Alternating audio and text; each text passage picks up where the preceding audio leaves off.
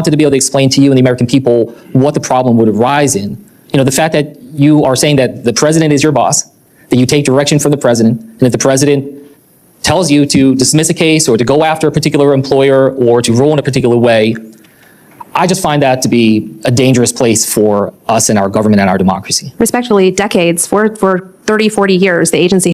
A fundamental debate about power, independence, and the future of civil rights enforcement in the United States. Before we go any further, make sure you subscribe to the channel. So I just want to ask you, in terms of your own work, has anyone from the White House or elsewhere in the executive branch urged or suggested to you or your staff to dismiss a case, take on a specific case, or decide in a certain way? Respectfully, Senator, I cannot breach deliberative privilege or attorney-client privilege or Title VII confidentiality, so I'm unable to be responsive to your question. So you can't say a simple no on that? To answer your question would require me to breach the privileges. Well, I guess maybe I'll frame it in a different way. Would that be appropriate? Would it be appropriate for the White House to tell you to take on a certain case, dismiss a certain case, or to rule in a certain way? I can't engage in hypotheticals. I can say look, it's not a hypothetical because you're saying to me that you are not an independent agency. You report to who? I report to the president. So if the president gave you a directive, what would you do? It would depend on what the directive was, but I report to the president. So you report to the president, you take directive from the president?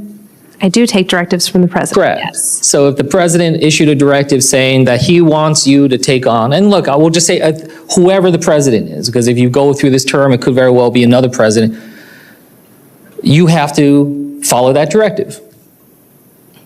If the president gives me a lawful directive, which I'm confident that he would do, then I would obey that directive. And I think it is entirely appropriate for the president to direct the enforcement actions of the agency. So it's entirely appropriate for a president to tell you that the president wants you to dismiss a particular case. Again, the president directed us to comply with the law, and we're doing so. Is it within the law for you to be able to dismiss a case? The agency has prosecutorial discretion at all times. Correct. So I just want to point out the damages and the challenges of what happens if you are moving away from this idea of some independence. The EEOC is founded upon this idea of protecting rights for all Americans, correct? It is. The civil rights for all Americans. Yes. So there comes a problem, though, if your agency does not have credibility as being one derived from a sense of fairness and instead can come at the whim of potential coercive influence or political whim. So I just want to point out to you where I see the faults of what you're saying in terms of EEOC not being an independent agency. I think the American people will lose credibility, lose trust in the EEOC because you have a very particular role. And I wanted to be able to explain to you and the American people what the problem would arise in. The fact that you are saying that the president is your boss, that you take direction from the president, and if the president tells you to dismiss a case or to go after a particular employer or to rule in a particular way, I just find that to be a dangerous place for us and our government and our democracy. Respectfully, decades, for 30, 40 years, the agency has taken this consistent position. It's done okay in that time, and I'm confident it'll continue to do okay. But I think the American people should be delighted at the idea that President Trump is leading with an amazing vision for civil rights for all Americans, and that should thrill them. That he is, again, as many have said, seeking to restore the golden age of worker and dismantling the identity politics that have been present far too often at the EEOC. Well, I just want to remind you that, your boss is not the president, your boss is the American people, and that we swear an oath to the Constitution, not to a particular president. And I will hope that you fulfill that oath. With that, I'll yield back. These nomination hearings shape how laws are enforced long after the headlines fade. Senator Andy Kim of New Jersey opened his questioning of Andrea Lucas, nominated to serve on the Equal Employment Opportunity Commission, with what seemed like a straightforward clarification. But the answer he received set off alarm bells. Lucas stated plainly that the EEOC is not an independent agency. She argued that it is an executive branch agency that reports directly to the president, citing internal legal opinions and decades of precedent dating back to the 1970s. According to her, if the EEOC were considered independent, its enforcement authority under laws like the Americans with Disabilities Act and the Age Discrimination in Employment Act would be unconstitutional. That assertion goes to the heart of how Americans understand civil rights enforcement, and it is why this exchange matters so much. Subscribe now if you want continued coverage that explains what these legal distinctions actually mean. Senator Kim pressed further, asking whether anyone from the White House or elsewhere in the executive branch had ever urged her or her staff to dismiss a case, pursue a specific case, or rule in a certain way. Lucas declined to answer directly, citing deliberative privilege, attorney-client privilege, and Title VII confidentiality. Kim tried again, reframing the question to ask whether it would be appropriate for the White House to tell the EEOC how to handle specific cases. Lucas resisted hypotheticals, but when Kim pointed out that this was no longer theoretical, given her view that the agency reports to the president, the exchange sharpened.